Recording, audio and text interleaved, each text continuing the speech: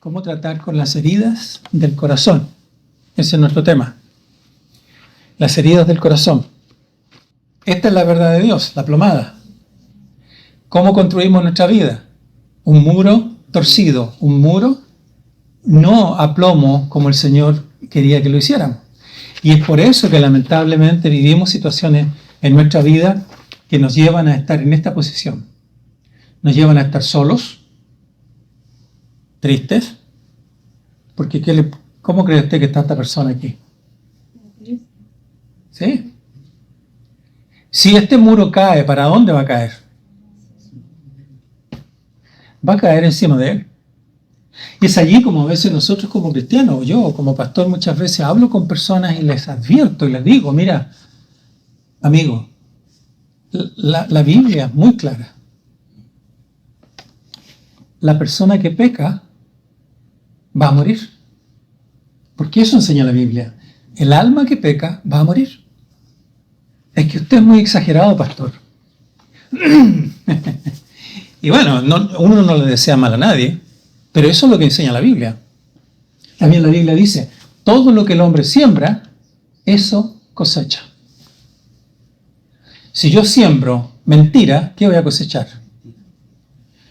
Si yo siembro desorden en mi vida, ¿qué voy a cosechar? Si yo siembro droga en mi vida, ¿qué voy a cosechar? Y la lista es larga. Si yo siembro engaño, ¿qué voy a cosechar? Entonces, esa es la plomada. Y esta persona llega a un punto en que ya está tan agobiada y tan atrapada en el engaño, en la mentira, en una vida desordenada, en qué sé yo, todo lo que la persona está experimentando. Sería larga la lista para mencionar algunas de estas cosas. Que él se rodea con este muro y ya es impenetrable. A veces alguien cercano le quiere ayudar, pero no se deja. No quiere abrirse. No quiere dejarse tocar. Porque dice, yo no quiero que me hieren otra vez. No quiero que me causen herida de nuevo. Ya fue suficiente con lo que ya tuve. Pero la realidad, para que pueda ser ayudado, necesita que esos muros caigan. ¿Verdad? Y bueno, llega un día, para ir avanzando ya, y no, porque es larga va a ser larga la introducción, no la quiero hacer tan larga. Llega un día en que estos muros caen, ¿ya? Y lamentablemente estos muros caen sobre la persona misma, ¿ya? Ahí abajo están los muros caídos. Los muros caídos donde esta persona ha experimentado una lucha interna profunda en la cual ha tenido que enfrentarse con Dios cara a cara, o a veces simplemente estos muros caen y caen sobre él simplemente porque ya no dio más en su vida, ya no hay más, no tuvo más para hacer, que todo se le vino encima, ¿verdad? Y en algún momento, lamentablemente, una persona que se aísla o que empieza a vivir lejos de Dios puede vivir años, sin duda. Puede vivir en tristeza, en soledad. Puede vivir una vida miserable. Y tarde o temprano va a colapsar. Va a colapsar. Porque nosotros como cristianos nos fuimos diseñados para vivir lejos de Dios. Piensa en una guitarra. No tengo ningún objeto que podría usar aquí, pero si pensamos en una guitarra, ¿para qué sirve una guitarra? Para tocar. Yo tengo la guitarra en la mano. Digamos que esta es la guitarra, para tocar. Pero yo tomo esta guitarra y de pronto aquí se necesita clavar un clavo. Aquí está el clavo y yo quiero clavar un clavo con la guitarra.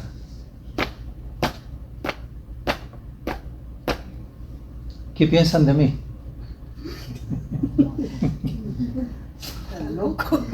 Estoy loco, ¿no? ¿Cómo se le ocurre clavar un clavo con una guitarra? Mi esposa me regañaría, ¿no? Me diría, pero ¿por qué estás haciendo eso si abajo tienes todas las herramientas? Yo te voy a traer el martillo. No lo va a traer, yo lo voy a tener que ir a buscar.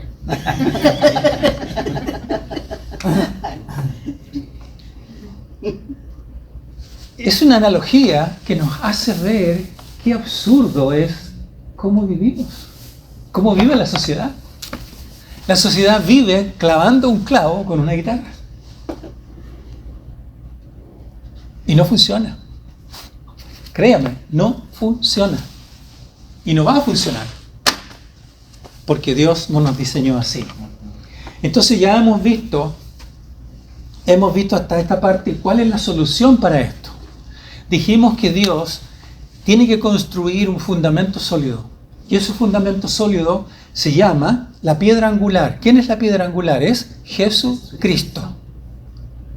Y sobre esa piedra angular necesitamos ahora levantar nuevos muros. Y para construir buenos muros hay que ponerle hierro, ¿verdad? Si no le ponemos hierro, bueno, aquí las casas las hacen de madera, ¿no? Pero en nuestros países donde hay terremotos, temblores, en sus países todos tenemos temblores y terremotos. Nuestras casas son con hierro, tiene que ser con cadenas. Zapatas le llaman en algunos países, con cadenas. Cadenas arriba, cadenas abajo, si no, se nos caen. ¿Verdad? Y en muchos países como Afganistán hay un terremoto y mueren 30.000 personas. ¿Por qué? Las hacen de barro. No funciona, ¿verdad? Entonces, aquí hay que levantar un muro sólido con hierro. ¿Y cuáles son estos hierros que hay que poner para que levantemos este muro fuerte y sólido? El primero dijimos que era iluminación, ¿verdad?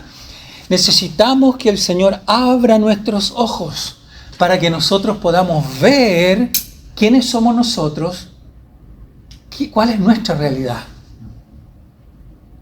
Y hay una realidad que la Biblia la habla muy clara. En Romanos capítulo 3 dice que todos somos pecadores. Esa es nuestra realidad. Y mientras nosotros no veamos en nuestro corazón esa realidad de que somos pecadores, es que no hay esperanza. No hay esperanza. Hasta que no entendamos y nuestra vista se abra y entendamos eso. Segundo, arrepentimiento. Ahí en su hoja yo se los puse por si acaso, donde dice reconocer, ahí está. El segundo hierro, arrepentimiento. El tercero, perdón. El perdón. Necesitamos arrepentirnos, también necesitamos perdonar a lo que nos han ofendido. Mientras no perdonemos, ahí vamos a estar luchando, escondidos detrás de ese muro, y no hay solución. Y el que vamos a ver hoy día es reconocer, para empezar. Así que ahora entramos recién al tema de hoy. El enemigo es activo en nuestra vida y en el mundo. No olvidemos esto, que nosotros, usted cree en Dios, sin duda que cree en Dios, todos creemos en Dios aquí. Y también aparte de Dios hay un enemigo, hay otro ser que se llama Satanás, que existe. La Biblia claramente lo enseña. Satanás, Lucifer, el enemigo, el diablo, tiene muchos nombres, ¿verdad? Él dice la palabra que Satanás es mentiroso, engañador, qué sé yo, viene para engañar, para mentir. Mire lo que dice Efesios 6:12, lo tiene en su hoja, dice, porque no tenemos lucha contra sangre y carne, sino contra principados, contra potestades, contra los gobernadores de las tinieblas de este siglo, contra huestes espirituales de maldad en las regiones celestes. Eso enseña la Biblia. No tenemos lucha contra esto. Yo no peleo contra personas. Dice, peleamos contra algo más, contra potestades que están en los aires, que son gobernadores de las tinieblas. ¿A qué se está refiriendo? A Satanás y a sus ayudantes, los demonios. De eso está hablando.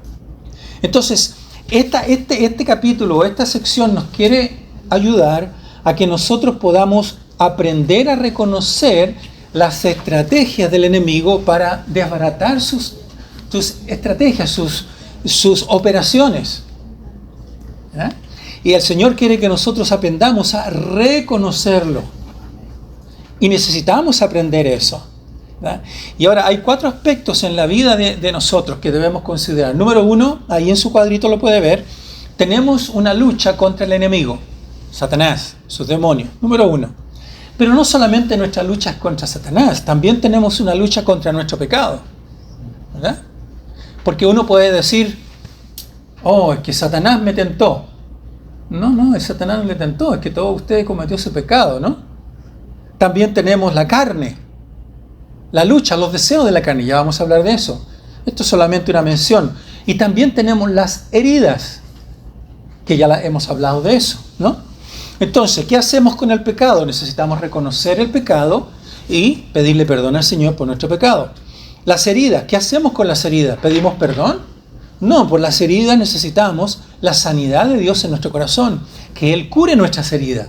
Y de hecho Él lo hace. ¿Ya? La carne, ¿qué hacemos con la carne? Necesitamos crucificar la carne. Y último, el enemigo. ¿Qué hacemos con el enemigo? Tenemos que luchar contra el enemigo y el Señor nos da la capacidad para hacerlo. Entonces vamos a ir entrando en detalle. ¿Cómo reconocer al enemigo? Creo que una manera de reconocer al enemigo es por sus reacciones, por cómo el enemigo se desenvuelve, cómo el enemigo actúa. Y aquí es donde vamos a estudiar un libro en la Biblia que se llama el libro de Nehemías, ¿ya? Que está en el Antiguo Testamento. Si quiere usted lo busca en su Biblia o puede seguir los versículos allí que están ya en su hoja, pero si quiere lo puede buscar también. Dice Nehemías 2. Bueno, déjeme hacer la introducción antes de entrar en los versículos. Nehemías, ¿qué era? Nehemías era un copero del rey. Él era un judío que estaba cautivo en Babilonia, ¿no? O en Persia, y el rey en esa época se llamaba Artajerjes. Y este Nehemías, como dije, era el copero del rey, y él lo que tenía que hacer era servir al rey. Y para servir al rey, él tenía que, por ejemplo, probar la comida o probar lo que iba a beber el rey. ¿Para qué? Para que el rey tuviera la garantía de que no se iba a morir, ¿verdad? Entonces, la función de Nehemías era una función muy importante. Tenía una función de confianza del rey, de parte del rey. Entonces, en este caso, Nehemías, él un día recibe un informe de sus hermanos que habían venido de Jerusalén y le dicen: ¿sabes, Nehemías, hermano nuestro? En Jerusalén los muros de la ciudad están caídos. Y los enemigos nos están atacando, a los pobres judíos que están viviendo ahí nos atacan. Necesitamos que alguien vaya a levantar los muros. ¿Por qué no vienes a ayudarnos? Nehemías entró en un tiempo de oración, de mucha reflexión, ayuno, y un día el rey lo ve triste y le pregunta: ¿qué te pasa, Nehemías? Y él le cuenta: estoy triste, mi pueblo está ahí agonizando, me gustaría ir a Jerusalén para levantar los muros, etcétera, etcétera. Y el rey lo mandó. Y no solamente lo mandó solo, le mandó una comitiva, además le dio elementos para poder construir, lo ayudó realmente. Era muy cercano a Artajerjes, ¿no? Se ve. Bueno, aquí llegó Nehemías, empieza la construcción, empieza la primera etapa de investigación, de reconocimiento del lugar, y se da el momento en que llegamos a este versículo. Dice Nehemías 2:10: les disgustó en extremo que viniese alguno para procurar el bien de los hijos de Israel. Había un grupo allí que eran árabes, que no eran judíos, que se enojaron porque Nehemías llegó a construir los muros de la ciudad de Jerusalén, que era su casa, era su tierra. Después dice en el versículo capítulo 2:19 en su hoja: pero cuando lo oyeron Sanballat eronita, Tobías el siervo amonita y Gesem el árabe, hicieron escarnio de nosotros y nos despreciaron diciendo: ¿qué es esto que hacéis vosotros? ¿Os rebeláis contra el rey? ¿Qué está pasando aquí con esta historia? Dice: hicieron escarnio de nosotros. Vale decir, se burlaron de ellos. No se olvide que la pregunta es: ¿cómo reconocer al enemigo? ¿Cómo estaban estos árabes o enemigos de Israel? ¿Estaban contentos? ¿Cómo estaban? Enojados. No solo enojados, tenían ira. Estaban furiosos. ¿Cómo se atreven estos judíos a venir aquí a quitarnos el espacio? No les estaban quitando nada. Jerusalén pertenecía a Israel, ¿ya? Históricamente. En Nehemías 4:1 también está ahí su versículo, lo podemos leer. Cuando oyó Sanballat que nosotros edificamos el muro, se enojó y se enfureció en gran manera. No solamente se enojaron, sino que gritarían, qué sé yo. Después en Nehemías 4:7, se encolerizaron mucho y conspiraron todos a una para venir a atacar. No solamente se enojaron, se encolerizaron, se volvieron iracundos, pero además de eso, los querían destruir. Querían pelear contra ellos. Los querían matar, en el fondo. Entonces, ¿cómo descubrimos y cómo identificamos al enemigo cuando se está moviendo? Cuando hay ira, cuando hay enojo. Cuando hay ira y enojo, en ciertos círculos uno puede identificar que el enemigo se está moviendo, que el diablo se está moviendo. Lo he visto eso muchas veces. Pero, ¿cuál debe ser nuestra actitud? ¿Cómo debe ser nuestra reacción cuando descubrimos esto? Mire lo que dice 2 de Timoteo 1:7. Porque no nos ha dado Dios espíritu de cobardía, sino de poder, de amor y dominio propio. No podemos tener temor. Nehemías no tuvo temor. Nehemías tomó la decisión de pelear y de luchar, de ponerse en las manos de Dios. Entonces, la primera manera como nosotros reconocemos al enemigo es por la ira, por el enojo. ¿Cuál es la segunda? La segunda es la burla. La burla. Nehemías 2:19. Pero cuando lo oyeron Sanbalat, Eronita, Tobías, el siervo amonita, Gesem, el árabe, habían de varios pueblos ahí, hicieron escarnio de nosotros y nos despreciaron diciendo, ¿qué es esto que hacéis vosotros? ¿Os rebeláis contra el rey? Y le están diciendo, ¿qué hacen ustedes aquí? ¿Acaso ustedes están haciendo esto a nombre de ustedes y están rebelándose contra el rey Artajerjes en Persia? O sea, estaban poniendo en tela de juicio la autoridad que le había dado el rey a ellos para venir a construir el muro, los muros de Jerusalén, ¿verdad? Ahora, el único objetivo de Tobías, en este caso el árabe, era sembrar duda e incredulidad en el pueblo para destruir los planes de Dios. Ese era el plan. Y el objetivo era dividir al pueblo y anularlo, para que no siguieran trabajando, para que no terminaran los muros. Ahora, ¿por qué es importante un muro en una ciudad? Estamos hablando de miles y miles de años atrás, donde en ese tiempo no habían edificios como ahora, ¿verdad? ¿Por qué un muro es importante? Por protección. Protección. Y aquellos a invadirlo. Correcto. Era normal. Cuando uno mira las noticias, a veces el History Channel y lugares, canales así, uno ve la historia, ¿no? Usted se acuerda, ha visto los castillos tremendos que se hacían antes. Era por protección. Alrededor le ponían como una especie de río, alrededor, o agua. ¿Y qué ponían en el agua? Lagartos. ¿Lagartos eran mascotas? Claro que no, ¿verdad? Eran ñomi, ñomi, ñomi, ¿no? Eran para comer, ¿no? Entonces, ¿cómo reconocemos al enemigo? Por la ira y la burla. ¿No? La burla. Sanbalat y Tobías estaban burlando de estos judíos. Ustedes van a levantar estos muros. ¿De dónde? ¿Cómo? Y el tercero es otra característica típica del enemigo, el engaño. ¿Cómo saber si un billete, cómo sabe usted si un billete es verdadero o es falso? Porque a través de un billete uno puede engañar a alguien, ¿no? ¿Cómo sabemos que un billete, si usted tiene un negocio y a usted le dan un billete de $100 y usted dice, este es falso o este es verdadero? ¿Cómo lo sabe? O sea, ¿conoce cuál? Conoce El sello. El sello. Conoce el sello. Dicho de otra manera, el papel, claro. Dicho de otra manera, conoce el billete verdadero. ¿Cómo usted va a conocer el billete falso si no conoce el verdadero? ¿Cómo yo voy a saber cuando hay un engaño si no conozco la verdad? No lo que dijo el pastor. Lo que dice acá. El engaño es muy sutil. es muy sutil. Tengo una persona un día me habla y me dice, falleció un pariente cercano de esta persona y me dice, ¿sabes qué? Anoche tuve una visión y mi pariente me habló en el sueño. Casi lo vi y me dijo que estaba sufriendo. Y lloraba, y lloraba, y lloraba. Y yo me puse serio, ¿no? Le digo, mira, pariente o amigo cercano, escúchame. La Biblia es muy clara. Cuando alguien muere, se murió y ya se fue de esta tierra. Número 1.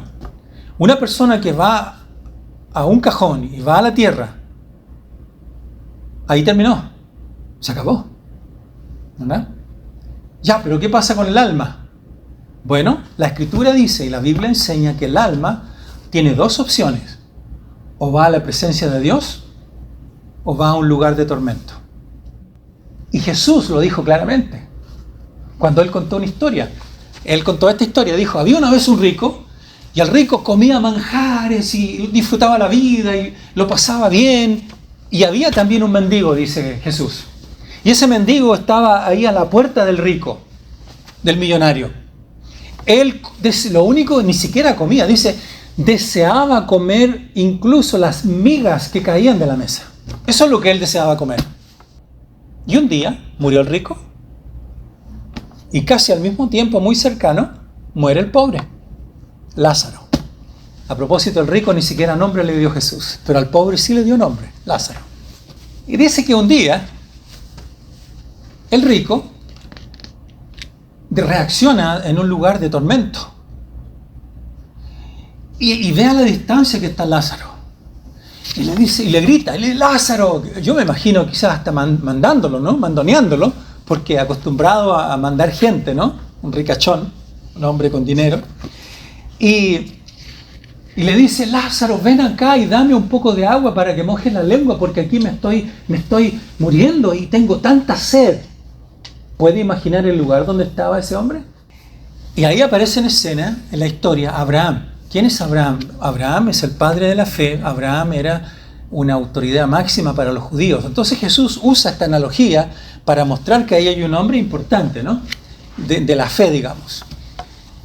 Y Abraham le responde al rico, le dice, oye rico, tú en la tierra tuviste tus cosas, lo pasaste bien, disfrutaste de la vida, ahora te toca a ti sufrir y a este pobre va a gozar aquí en la presencia de Dios. Y además le dice, entre nosotros hay un vacío tan profundo que de aquí para allá no podemos pasar. Lázaro no puede pasar. Entonces cuando el hombre se da cuenta, el rico se da cuenta que no hay ninguna posibilidad de convencerlo, apela a esto y dice, bueno, está bien, entiendo, por favor manden a alguien a la tierra para que le adviertan a mis hermanos para que no vengan a este lugar donde estoy yo. ¿Cuál fue la respuesta de Abraham? A los profetas tienen que ellos le hablen, porque ni aunque fuera el mismo Dios allá abajo, ni aún así se van a arrepentir probablemente.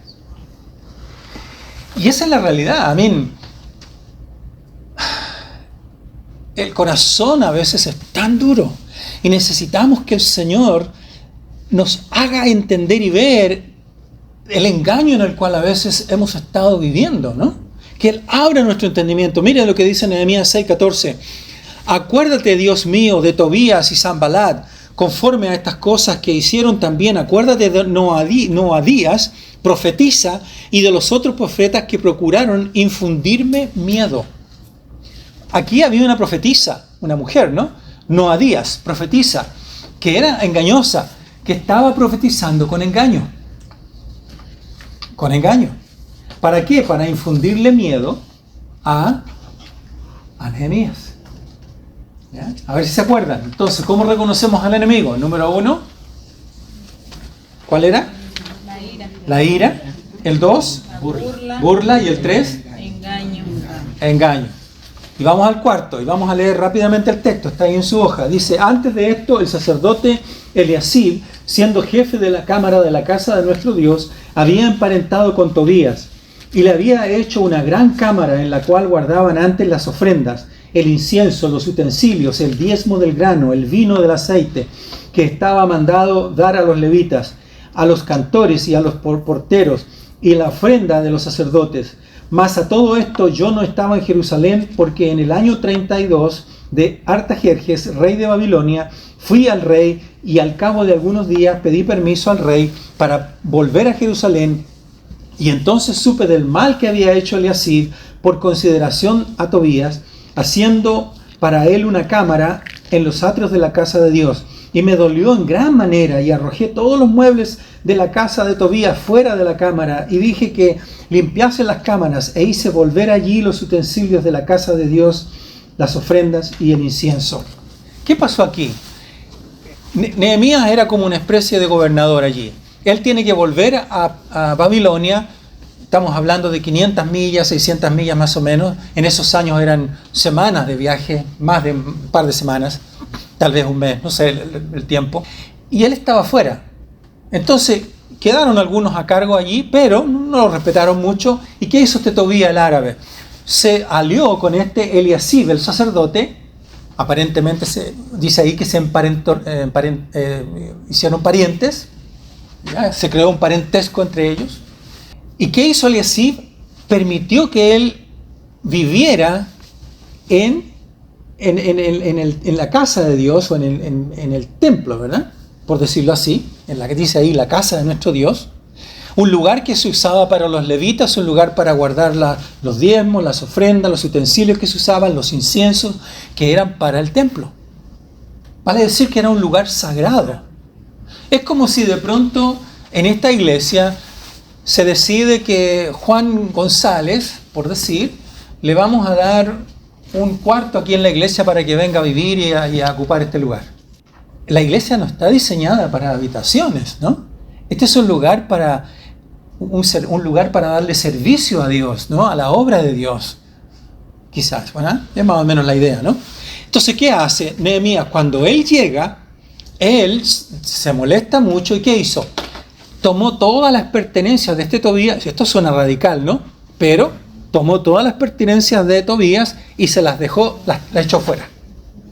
Y Tobías se tuvo que buscar un lugar donde vivir, porque ese lugar estaba designado para el servicio de Dios. Entonces, la analogía para nosotros aquí es la cuarta manera de identificar al enemigo cuando está trabajando en la vida de alguien, es cuando este alguien tiene amistad con el enemigo. Tobías era un enemigo de Israel. Tobías quería matar a los judíos. Cuando una persona que dice que ama a Dios y que conoce a Dios y que sigue la fe y tiene esta amistad con estas cosas que no son de Dios, eso es una manera de identificar cómo el enemigo está trabajando allí, cómo el enemigo está tomando control y autoridad. Dice Santiago 4:4, está en su hoja también: oh almas adúlteras, ¿no sabéis que la amistad del mundo es enemistad contra Dios? Vale decir, cuando uno dice que sigue a Cristo, no podemos tener amistad con el mundo. No podemos tener amistad con aquellas cosas que Dios aborrece, ¿verdad? Entonces, cualquiera que quiere ser amigo de Dios amigo del mundo, se constituye en enemigo de Dios, ¿verdad? Tenemos que actuar sin concesiones. Aquí Nehemías lo hizo, él no transó, ¿verdad? Él tomó una decisión radical. El plan del enemigo es atrapar nuestros corazones. Es atrapar nuestros corazones, ¿verdad? He tenido tantas situaciones en mi andar, 40 años como pastor, ¿verdad?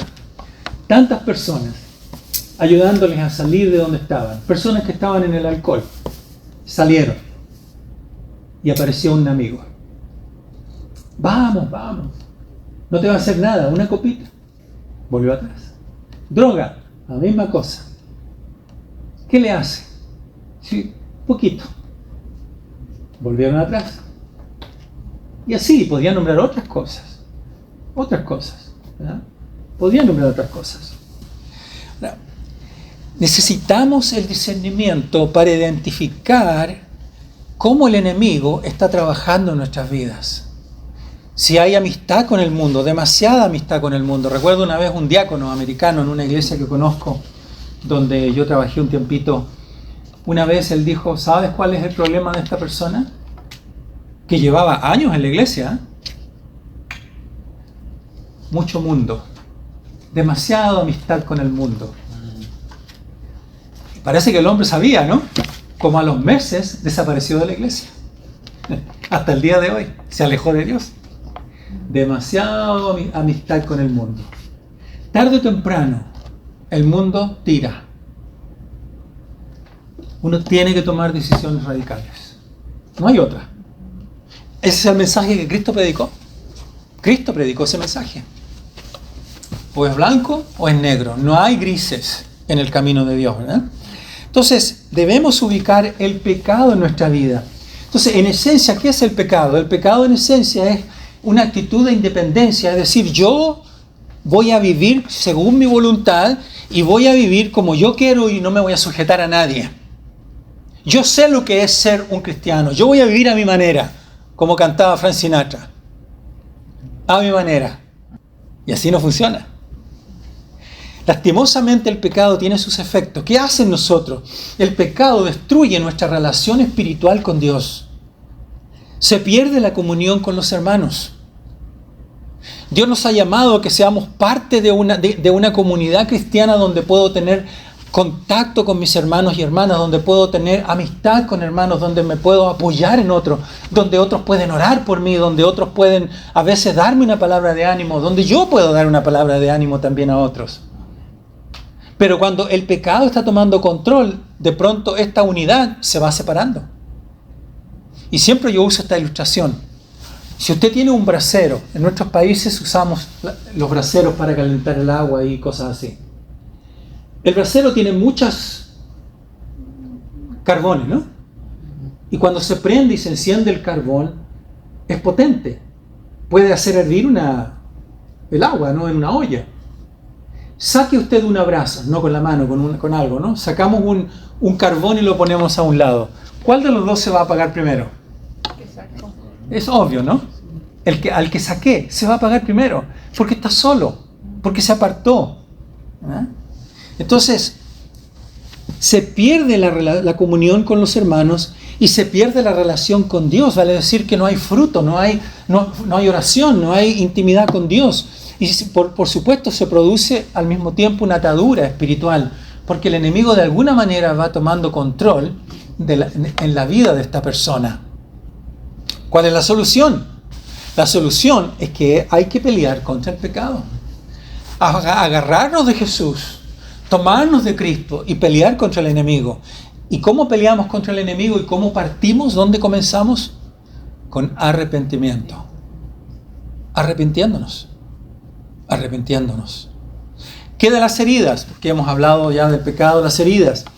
El enemigo usa las heridas para provocar que en nuestro andar de la vida seamos frágiles, mantenernos distraídos, engañados, resentidos. Una persona, y esto ya lo hablamos antes, ¿no? Una persona tiene una herida en la niñez. Cuando era niña, yo era niño, qué sé yo, un tío me abusó, dice la dama. Tenía 12 años, me abusó. Y desde ese día, esa dama quedó con una tranca, con una herida profunda. Y hasta que eso no sea tratado, hasta que Dios no pueda intervenir allí y hacer una cirugía interna, espiritualmente hablando, esta persona va a seguir atada, amargada, resentida, herida, enojada. En el caso de una dama, pueden ser otros temas también, ¿no? Incluso en la adultez, ya lo mencioné creo que en las veces anteriores, cuando ocurre un divorcio, por ejemplo, produce mucho dolor, produce heridas, produce decepción, qué sé yo. Y esos temas tienen que ser tratados. La carne, otro aspecto, dice Romanos 13, 11 al 14, y hagan esto conociendo el tiempo, que ya es hora de despertarse del sueño, porque ahora la salvación está más cerca de nosotros que cuando creímos. La noche está muy avanzada y el día está cerca. Despojémonos pues de las obras de las tinieblas y vistámonos con las armas de la luz. Andemos decentemente como de día, no con glotonerías y borracheras, ni en pecados sexuales y desenfrenos, ni en peleas y envidia. Más bien vístanse del Señor Jesucristo y no hagan provisión para satisfacer, ¿qué? Los deseos de la carne. Todo lo que dijo antes.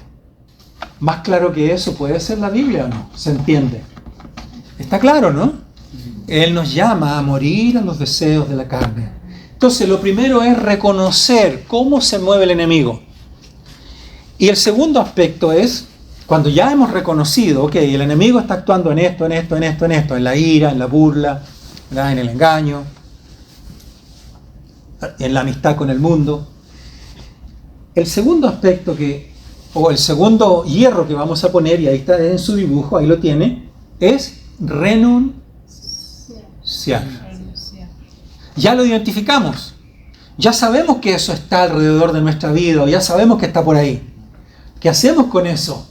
Le decimos, fuera, sale, como le hacemos a los gatos, a los perros, sal de aquí. En Paraguay a los perros le hacen, y los perros se van. De verdad, se van. Yo cuando llegué a Paraguay, vine de mi país, y yo veía que los perros le hacían así. Bueno, ni así puedo hacer, ellos lo hacen bien, ¿no? Y se iban los perros y decían, wow, estos perros hablan paraguayo. Escucha y obedece. Porque en mi país a los perros le decimos, sale de aquí, sale, sale, Fuera. fuera, sale. Se van, pobrecitos. ¿Verdad? No sé cómo es en su país. O si no bueno, ya sí, podemos seguir con otras cosas más. Pero anyway, no funciona, no va a funcionar así. Vamos a estar, ya, sale engaño de aquí. No es así, ¿verdad? Vamos a descubrir cómo es. Renunciar, esa es la clave, renunciar. Definamos qué significa renunciar. Es dejar voluntariamente una cosa, despreciar o abandonar algo. Dejarlo. Si hay algo que está tomando control en su vida, lo que Dios le está diciendo hoy, tienes que renunciar a eso para que tu vida pueda cambiar. Eso está diciendo. Segunda de Corintios 4, 1 y 2 dice, por lo cual, teniendo nosotros este ministerio, según la misericordia que hemos recibido, no desmayamos, dice más bien, antes bien que renunciamos a lo oculto y vergonzoso, no andando con astucia, ni adulterando la palabra de Dios, sino por la manifestación de la verdad, recomendándonos a toda conciencia humana delante de Dios. ¿Renunciando qué? A lo oculto. Y yo digo, a veces el Señor usa estas palabras para advertirnos, y esto lo estamos grabando, ¿no? Entonces este video lo van a ver muchas personas. Dios a veces nos advierte a través de la Escritura para decirnos algo importante. Y Él nos dice hoy, renuncia a eso oculto que estás viviendo. Si hoy, por alguna razón, usted parte de esta tierra, ¿usted está listo para enfrentarse con Dios cara a cara? No me responda. Es una pregunta retórica, piénselo. ¿Está usted listo para enfrentarse con Dios cara a cara hoy? Si hoy parte a la presencia de Dios. Dios usa la palabra para advertirnos. Y alguien dice por ahí, bueno, pero sabe que Dios es tan bueno y tan misericordioso que yo creo que en el último segundo Él me va a perdonar.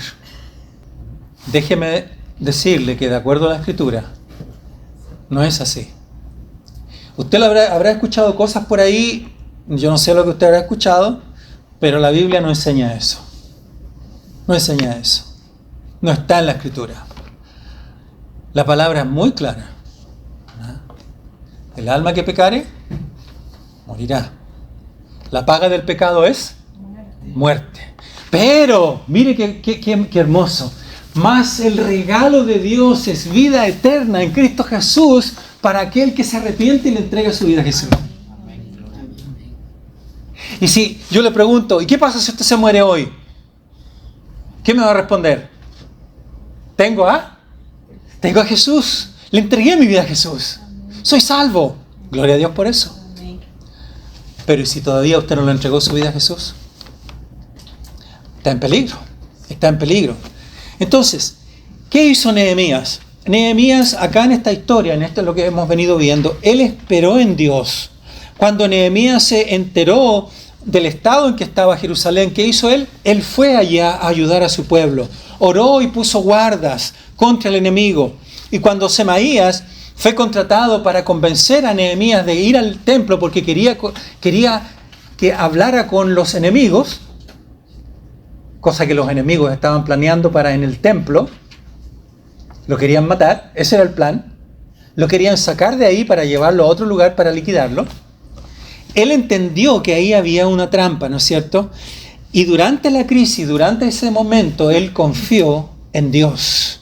La pregunta es, ¿en qué momento buscamos al Señor? Si es que lo hacemos. ¿Cuándo usted busca al Señor? ¿Está buscando al Señor? Nehemías buscó al Señor. Y debemos buscarlo en los momentos, no solamente en los momentos malos, buscarlo en los momentos buenos también.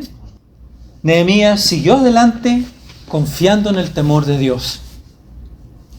Y dice la palabra que en Proverbios 29-25 dice: el temor del hombre pondrá lazo, mas el que confía en Jehová será exaltado. Los enemigos de Nehemías lo quisieron intimidar y asustar. Pero Nehemías no tenía temor a perder la vida, porque él confiaba en Dios. Él creía en Dios. Sabía en quién podía confiar. Si le tememos a algo más que al gran Dios Todopoderoso, vamos a caer en la trampa del temor al hombre. Y no podemos confiar en el hombre. Dice la palabra claramente: maldito el que confía en el hombre. Claramente. No le va a ir bien al que confía en el hombre. Tienes que confiar en Dios. Ahora, ¿qué hacemos después de renunciar? ¿Qué hicieron? Fíjese lo que hicieron. No vamos a leer todos los textos porque sería muy largo. Primero, voy a dar las citas nomás, después usted las puede revisar en su casa. Primero, trabajaron alertas. En Nehemías 4, 6 y versículo 21. Segundo, estaban en pie de guerra. En Nehemías 4, 16 y 17 dice: con una mano trabajaban en la obra, digamos, con una tenían la herramienta y en la otra tenían una espada. Vale decir que en la práctica unos estaban construyendo y otros estaban listos para pelear. Y a lo mejor habían unos construyendo, echando cemento, qué sé yo, y ahí tenían la espada. Listos para pelear. Hermanos y hermanas, nosotros como cristianos debemos estar siempre preparados y alertas, listos para pelear. No podemos estar siempre a la defensiva.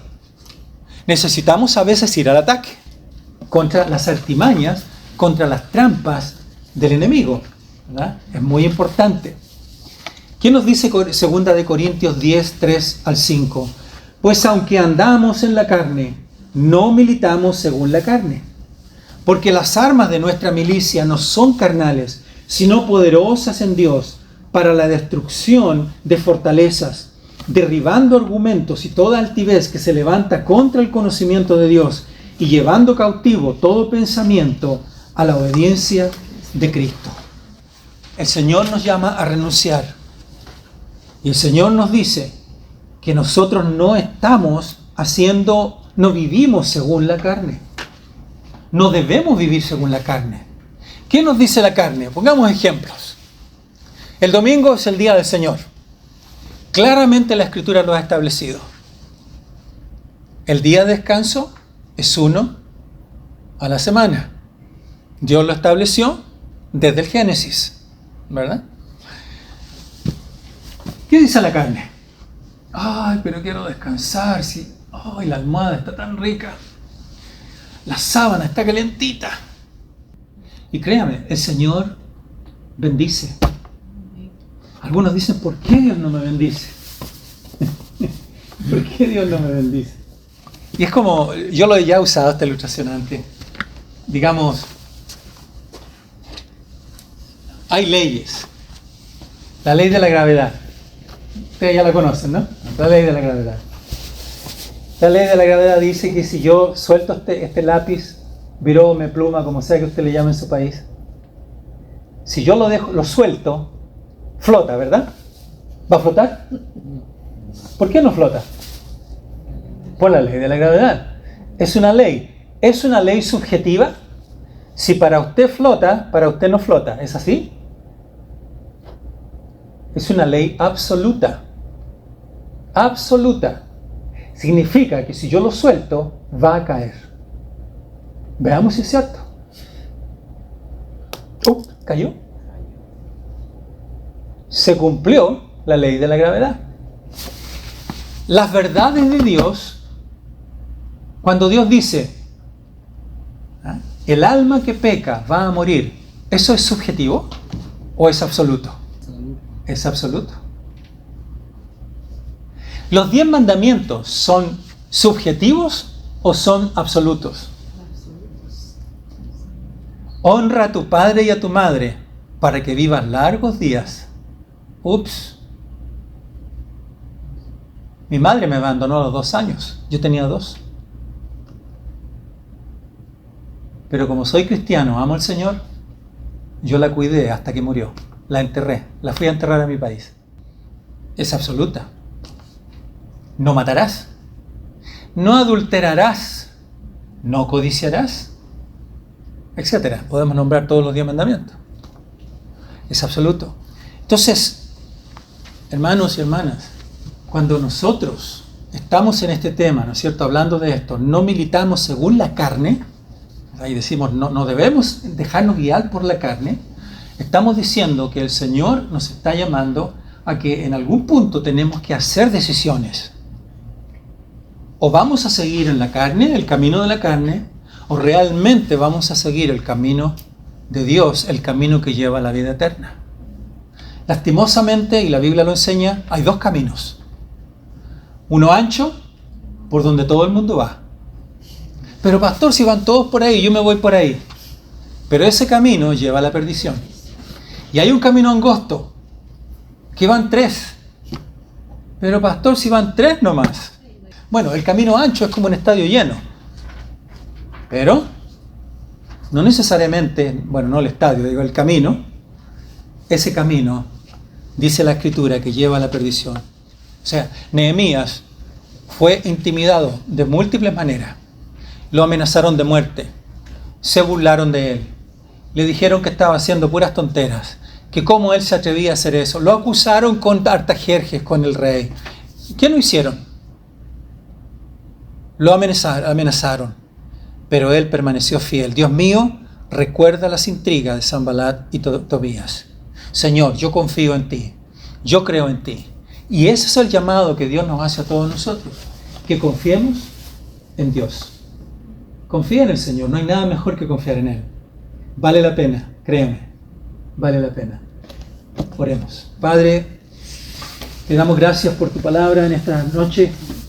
Gracias porque tu misericordia es nueva cada día. Gracias por tu fidelidad. Gracias por tu bondad.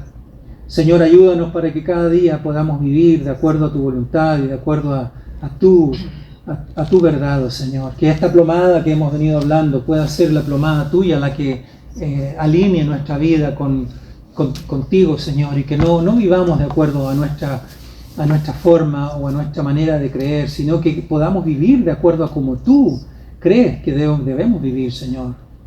Te bendecimos, Padre amado. Te alabamos. Y te damos la gloria a ti. Permite que cada uno de nosotros pueda tener claridad y certeza de que somos hijos tuyos, que tengamos seguridad de que somos hijos de Dios y que podamos estar tranquilos que si hoy día tenemos que partir, vamos a ir a tu presencia. Gracias, Señor, y oramos que tú nos bendigas, que bendigas a cada uno de los que está presente aquí en esta noche. Oramos esto en el nombre de Jesús. Amén.